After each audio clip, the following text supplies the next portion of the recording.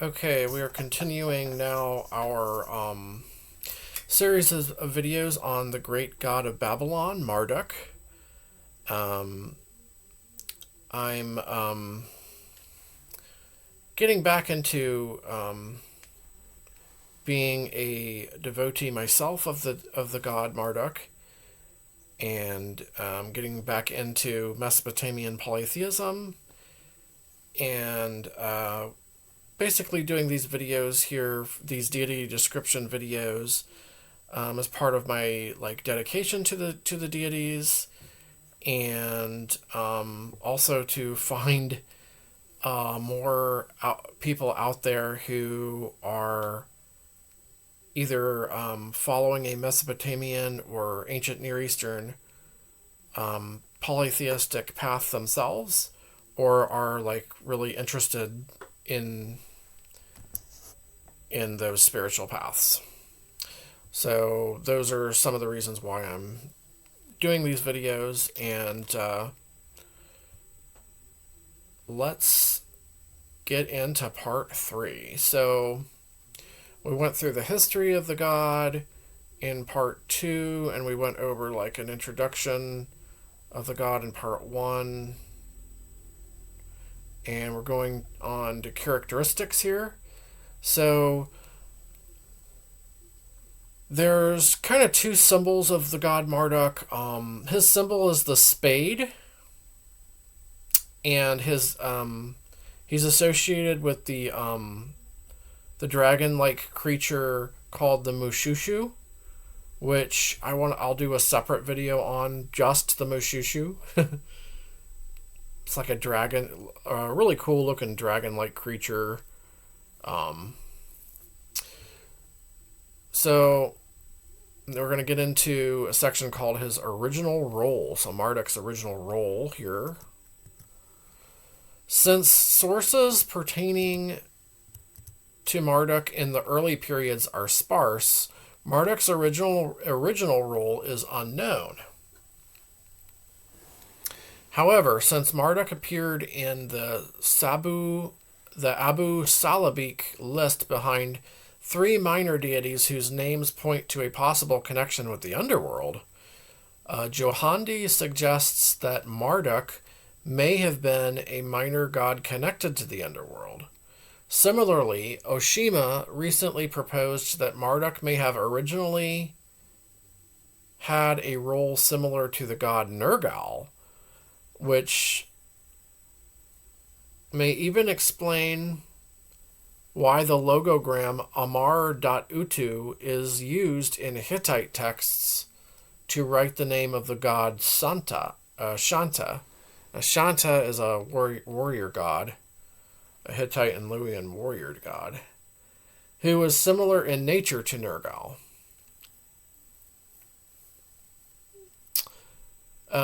In the earlier forerunners to the Udug hole, where both Marduk and a god named Asalui appear together in a passage, Marduk, in contrast to Asalui, does not help the victim, but instead captures him, either because of his powerlessness or because he simply refused to help. Now, of course, Marduk and Asalui became equated with each other. Oshima interpreted the passage as supporting the idea that Marduk's original role was illness and death. Now, I don't know about that, but similarly, in Sin Idinam's prayer to the goddess Ninisina, Ninisina is the goddess of the city of Isin. Asalui here identified with Marduk, imposing an evil spell on the king of Larsa, which is Sin Idinam, causing him to become sick, may reflect that Marduk's power to cause illness extended beyond the dominion of Babylon. However, Summerfield, who previously believed that there was little evidence for Marduk being related to magic, more recently suggested that Marduk was originally a god of incantations before his syncretism with Asa Louie.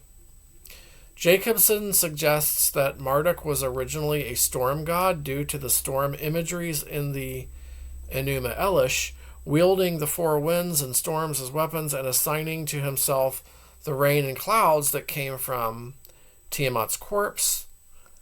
Abush, citing Jacobson, also believes that Marduk was a storm god and may have been associated with water and vegetation before joining the pantheon of Eridu, as it is improbable to suppose that all of Marduk's traits with water as being taken from the circle of Enki, which is his father.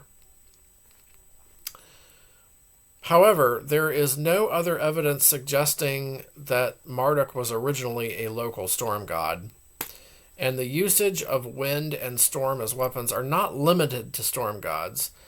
Schwärmer points to Ninurta, who is not a storm god. He's a warrior god, but he also has association with like farming. So he could have some storm deity associations, Ninurta. I actually thought he kind of did early on, as the original model for Marduk using storms, winds, and floods as weapons. Right. Ninurta used those. Right. I guess that's what I was thinking of. Schwärmer also summarizes that although Marduk has characteristics that overlap with the storm god profile, it does not mean that Marduk or other gods in similar position, such as Ninurta, Martu, Telepino is a Hittite god, and Tishpak, are necessarily storm gods. Marduk's symbol, the spade, may point to him originally being a god of agriculture, or more likely is a god of canals and by extension fertility. Unlike Abush, Oshima believes that Marduk's association with water came from his association with canals.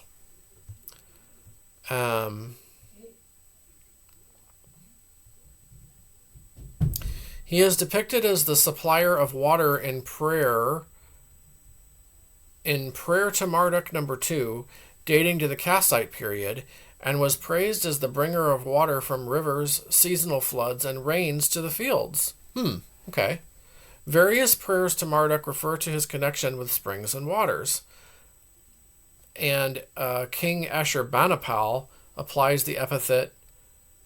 Now, Ashurbanipal was a king of the Neo-Assyrian king, but he applies the epithet the canal inspector of the heavens and the earth to Marduk, right? So that's interesting. I mean, all of that, trying to figure out his original role there, early role. Let's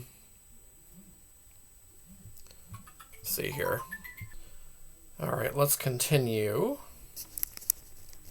All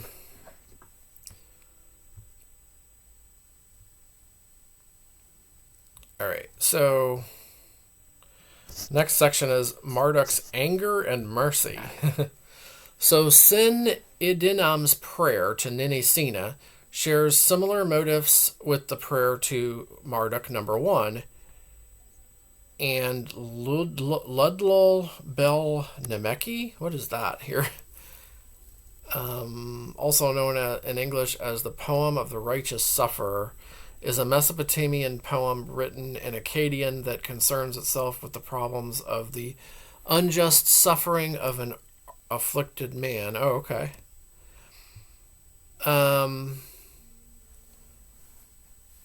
Where Marduk's anger is blamed for some certain ailment affecting the sufferer, and can only be remedied by Marduk having mercy and forgiving them. In the prayer to Marduk number 1, Marduk is asked not to kill his client, and in Ludlul Marduk is praised for his mercy after forgiving his client. Okay? As such, some scholars claim that Marduk was being praised for his wrath, and others claim that Marduk comes off as having unpredictable mood swings. Lambert also points to one of Marduk's names in the Enuma Elish. It's Mersha Kushu, or savage yet relenting. Okay. Suggests that the Babylonians may have stressed Marduk's mercy so he could be less savage, although Ashima proposes that the Babylonians had to stress both his wrath and mercy to appease him. Right. Wouldn't that be for most deities, though? Like, for real. Others believe that the purpose of the poem was to stress that Marduk's true inner quality was mercy and benevolence. The prayer to Marduk number 2, on the other hand, praises Marduk's power to heal, which may have been as a result of syncretism with the god Asa Louis. So, Marduk and Asa Louis, that's an early syncretism between two deities. They're considered the same deities. And so, let's see here. Due connections to the river ordeal. So, due to being the son of the god Ea or Enki, god of, the fresh waters and wisdom, Marduk had connections with the river ordeal. Sin Idinam's prayer to Ninisina also identified Idlu Rugu, or the river ordeal. It's Id Larugu as the river. That's the river ordeal. It's actually also a deity, also a personified deity here.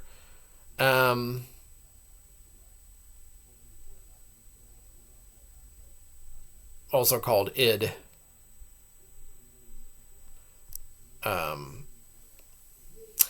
So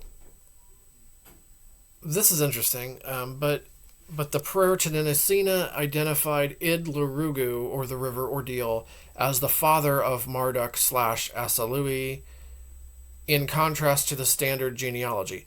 That's kind of interesting, unless they were trying to identify Id Larugu with Ea too. Although I've never heard of that yet. Okay, so now incantations, his association with incantations. Marduk features in incantations of the Marduk-Ea type formula, in which the god Ea or Enki engages in dialogue with his son Marduk, or Asa Louis. The structure of the formula starts with Marduk or Asa Louis noticing a problem and reporting it to his father. Ea reassures his son about his knowledge and then proceeds to instruct his son on the procedures. In later incantations of the first millennium BC, the priests usually claim to be direct representations of Marduk / Asa Louis,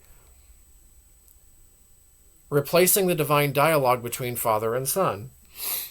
For example, in Marduk's address to the demons, the priest starts by declaring themselves to be Marduk. In Neo-Assyrian Assyria, Marduk was one of the major gods that incantation prayers were directed at, with only the sun god Shamash being invoked more than Marduk. It is difficult to tell if Marduk originally had a role in incantations prior to being identified with Asa Louis. Marduk sometimes appears in the Sumerian-Akkadian bilinguals as the Akkadian name for Asa Louis. Okay. Although Marduk and Asa Louis were also attested to appear separately in two different texts. One being the incantation against the evil Udug, where Marduk captured the victim instead of helping, in contrast to Asa Louis, who sought out Enki. The other being an incantation against Lamashtu. That's literally an evil demonic being that listed Marduk and Asa Louis separately as deterrents to the demon. Lamashtu is one of those beings that I don't even like to utter its name. It's that evil of a being.